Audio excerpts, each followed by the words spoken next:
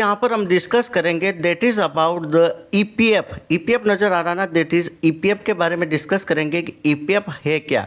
EPF की अगर full form की बात करता हूँ यहाँ पर, तो that is employ provident fund. क्या, that is employ provident fund, Hindi में बोलते हैं कर्मचारी भविष्य निधि संगठन।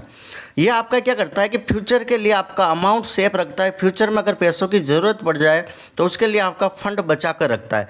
इसमें हम डिस्कस करेंगे कौन कर सकता है, कितना पैसा जमा होता है, ब्याज रिटर्न कितना मिलता है, टैक्स लाभ, निकाय के नियम, कौन कर सकता है, कितना पैसा कटता है, ब्याज कैसे मिलता है, टैक्स लाभ क्या है, सारा डिटेल में हम यहाँ पर डिस्कस करेंगे। ओके, अब यहाँ पर हम बात कर लेते हैं दैट इज़ अबाउट द कौन कर सकता है, कौन इसमें इन्वेस्ट कर सकता है। तो नौकरी करने वाला कोई भी कर्मचारी जिसकी कंपनी ईपीएफ के दायरे में आती है, और ईपीएफ के लिए इन्होंने लिमिट कर रखी है, कम से कम 15 से 20 कर्मचारी किसी भी कंपनी में है तो उसमें ईपीएफ का रूल लगेगा।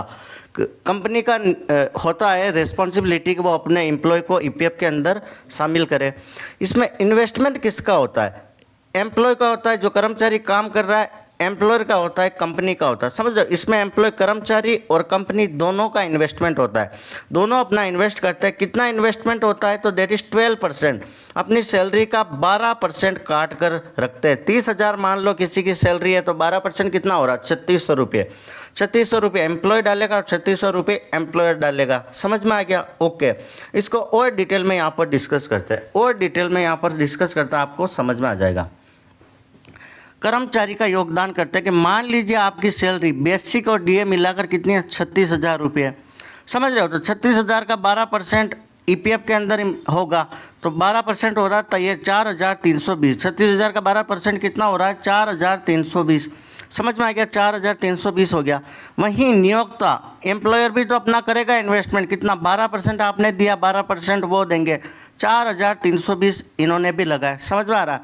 तो कुल मिलाकर एनपीएस में कितना जमा हो रहा? 4,320 प्लस 4,320, 8,640। अब यहाँ पर क्या होता है, जो एम्प्लॉयर का अमाउंट होता है, एक तो ईपीएफ में जाएगा, एक ईपीएस में जाएगा। 3.67% मतलब 1,321 रुपये गए आपके ईपीएफ में, और ईपीएस अकाउंट पर जाएंगे 2,998 रुपये। समझ में आ गया? 2,998 रुपये। तो टोटल मिला के आपको समझ में आया कि नहीं आया कि कर्मचारी का इन्वेस्टमेंट भी होगा यहाँ पर, समझ रहे हो, एम्प्लॉय का और एम्प्लॉयर का भी होगा। टोटल दोनों का कंबाइन होकर आपका ये अमाउंट होता है, और वो आपका क्या होता है, ये पैसा आपके रिटायरमेंट और भविष्य की सुविधा के लिए, वो फ्यूचर में आप जब रिटायर्ड होंगे तो आपको लमसम इकट्ठा अमाउंट मिलेगा। समझ रहे हो? कंपनी आप स्विच भी करते हो तो सेम अकाउंट मिलता है, यूएएन नंबर मिलता है। तो किसी नई कंपनी के अंदर भी आप जाओगे तो वो यूएएन के अंदर उस सेम अकाउंट में ऐड हो जाएंगे। समझ रहे हो? आपका ईपीएफ अकाउंट एक ही होता है। और ईपीएफ किसके अंडर में आता है? That is EPFO. किसके अंडर में आता है? That is EPFO. समझ में आ गया? दैट इज किसके अंडर में आता है? ईपीएफओ। समझ में आ गया? ईपीएफ किसके अंदर आता है? ईपीएफ। और ये रिटायरमेंट का बेस्ट प्लान है। कौन सा? ईपीएफ। डबल फायदा मिल रहा, आपने भी इन्वेस्ट किया, कंपनी भी उतना का उतना इन्वेस्ट करी, तो आपके लिए काफ़ी प्रॉफिटेबल है। Thank you so much. Channel बनाए हो तो लाइक शेयर सब्सक्राइब जरूर करें।